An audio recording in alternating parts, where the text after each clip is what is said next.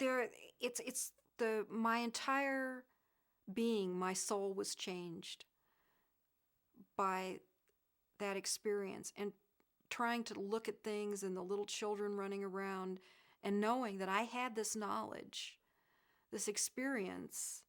It was very isolating because there was no way that I could say to these other people, do you know where I was today before I was here? I'm a little late because I was out in the universe interacting with these giant petroglyph figures that were real in this high-tech environment, and they wanted me to connect with my body for a blood pressure reading. I mean, that's certifiably insane. It was very isolating. It was an incredible experience, but one of the things about an incredible life-changing experience is you want to share it with people. And I couldn't, because nobody knew. Nobody would understand. They would all think I was crazy. And so, I mean, the way that it worked out, that day I had to do those other things. Rick had said you should try to take it easy for the rest of the day. Well, it just didn't work out that way because, we have to get, as women, we have to get the drug within a certain number of days after our period. And so that turned out to be the day of the first grade field trip and, my son's graduation from high school.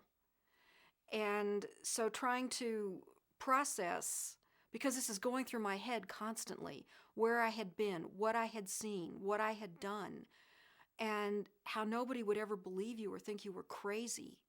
And yet knowing that this was something important, that I had to do something with this. It was this huge disconnect in my life that this had happened. And then there were other the relationship issue. My husband at the time was also a research subject, and he had a horrible experience with his blood pressure.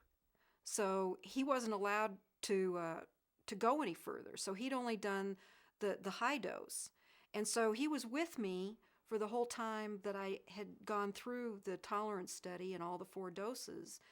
And he was jealous. He was really jealous that I had gotten to go out and meet these beings on this other plane, because he was thinking that this should have happened to him because he was into science fiction and he watched all the Star Trek, and he's seeing it from this kind of almost trivial perspective and jealous that he didn't get to go there.